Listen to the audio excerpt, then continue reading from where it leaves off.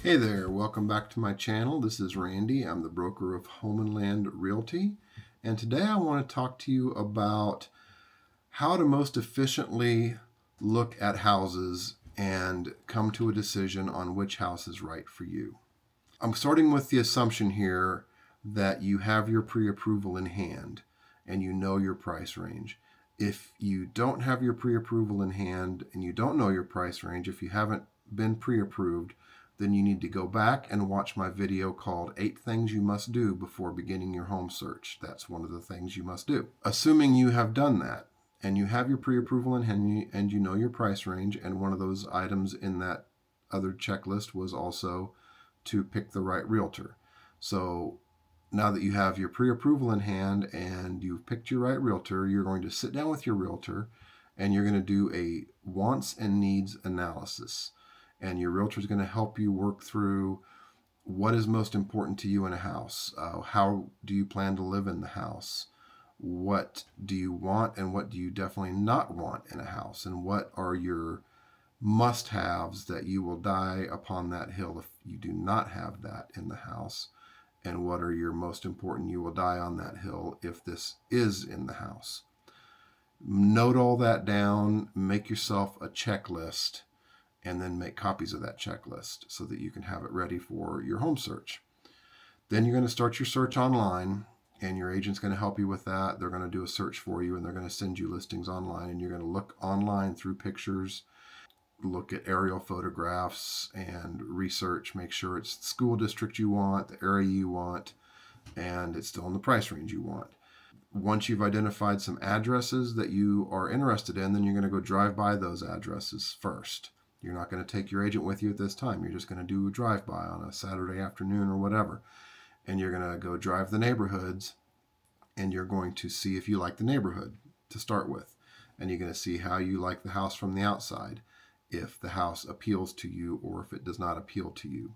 When you're deciding which houses to drive by and look at, start with areas that are of most interest to you. If there are certain neighborhoods you want to live in, or if you need to be within a certain drive time of work or school or near family or something, start in the areas that most interest you and then work your way out from there. Once you've identified a few houses that you want to see, schedule time with your agent to go view these houses. Plan for maybe between 3 and 6 houses per session, so that you're not overwhelmed with too many houses in one day. And plan for only about 15 minutes per house. This first viewing doesn't need to be really in depth. It's just going to be a quick walkthrough, look it over, and make sure the house fits your basic needs. During this first visit, all the decision makers, but only the decision makers, should be here. If it's a husband and wife buying a house, then both the husband and wife need to be here. If it's 3 people buying as a partnership, and they all need to 3 be there. But no extra people at this point. Don't bring mom and dad to this one. Don't bring your friend who gives you good advice. This is not the time to bring those folks. This is just a quick beginning step to make sure that these houses, to identify the houses that you have interest in, or if it's a no. So if it's an immediate no when you walk into this house, just tell your agent, this house isn't for us, it's not going to work, and that you want to leave, and then just leave at that point, and you don't have to waste your time walking through the rest of the house. So as you're walking through these houses, you're going to have your checklist with you. Make sure you are checking off the wants and needs that are present, and make note of the things that are not present. So if there are some gotta haves in this house and they're not there, make sure you note that. If there are some absolute no's that you do not want, make sure you make note of that, and make sure you note positive and negative things as you see them in the house. Try not to get distracted by the seller's items that are in the house. If the seller's still living there, there are going to be family pictures on the walls. They're going to be their collection of tchotchkes, their interesting displays, their cool car in the garage, whatever. Don't get distracted by that stuff, because that's not going to be there. When you live there, you're going to have your stuff. So don't worry about their stuff. It's just, those are just distractions that are going to distract you from the actual house itself. Make note of how the house lays out and how you plan to live in the house as you're going around, not how they're living in the house, because you're going to live in the house differently than they live in the house. While you're walking around, also make note on your checklist of potential upgrades that you might be interested in doing to the house and potential repair needs. Then you can go back later when you're at home and you can do a little research on costs and the possibilities of doing those upgrades and repairs. At this point, I want to talk about functional obsolescence. Understand functional obsolescence and note any of that that's present in this house. There may be some that's not a big deal that you can live with, or there may be some that really hurts the value or your livability of the house. Functional obsolescence is something that is present in the house or is maybe not present in the house that makes the house functionally obsolete in current times.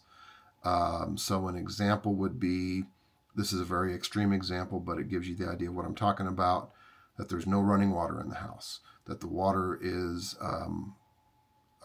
obtained from a pump well in the backyard and they have an outhouse. That's extremely functionally obsolete in today's world, but that's an extreme example. Something that is normally normal to have that's not there, or something that's there that is totally useless and would be very expensive to remove, or makes the house unlivable, or brings the value down, or would be really hard to get rid of, or would be really hard to add. Make note of those things. Understand while you're walking through the house that the homeowners may have placed recording devices, ring doorbells at the front door, cameras, just lots of ways to record you these days. You may be being video or audio recorded, or both. So temper your comments.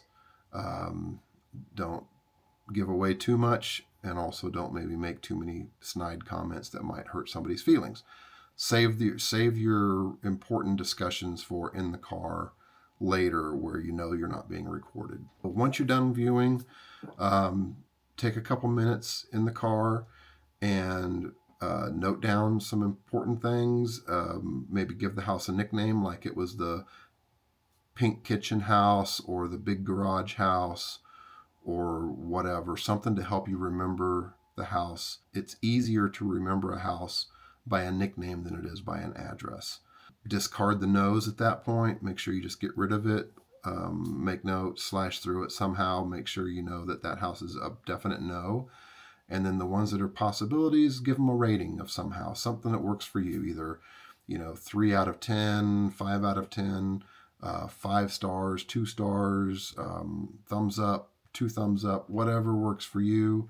Just rate the house and maybe say, okay, this is my number one house. But then if later on, if another house comes along and it's your number one house, then make that your number 2 house, and this is your number 1 house. Whatever, help you just to keep these houses in mind, because once you've looked at 3, 4, 5 houses, they start to run together in your mind. So once you've determined your top picks, maybe your top 2 or 3, 4 houses, go back and revisit the area alone without your agent. Drive by at different times of day. So if you looked at the house on a Saturday afternoon, maybe go back on a Friday evening or a Tuesday evening.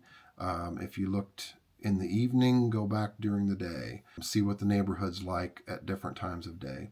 Also, if drive times to work or school or whatever are going to be important to you, maybe go make that drive during the time that you're going to be making the drive and see what the drive is going to be like. Is it going to be heavy traffic? Is it going to be something you're not going to be able to live with? Once you've kind of done that, then determine which houses you want to take a second look at and schedule a time with your agent to go back and see those top houses a second time. This is a good time also to bring that trusted advisor now. So this, you can bring your mom and dad back at this point, or your friend who gives you good advice. Whoever's going to be helping you make the decision, although they may not be decision makers, that's a good time to bring them to the second viewing. Allow a little more time for your second viewing also, maybe 30 to 45 minutes instead of 15 minutes.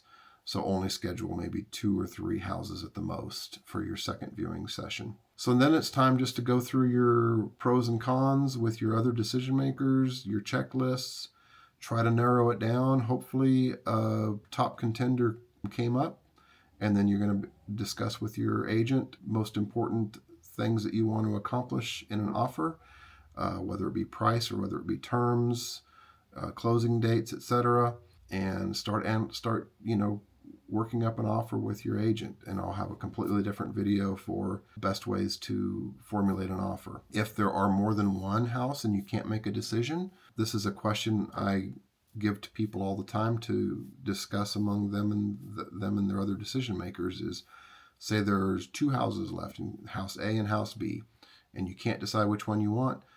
Imagine I were to call you tomorrow morning and tell you that house A sold last night and is no longer available, but house B is still available. Or I call you tomorrow and say house B sold last night, it's no longer available, but house A is still available. Which of those two phone calls disappoints you the most? That house A is sold or that house B is sold? Which one makes you feel the worst at having lost out? That's probably the house you should choose. I hope this helps. If you have any questions, as always, my information's right here. Give me a call, send me an email, or you may message me through this app. I hope this helps. Have a great day and good luck in your home search. Bye-bye.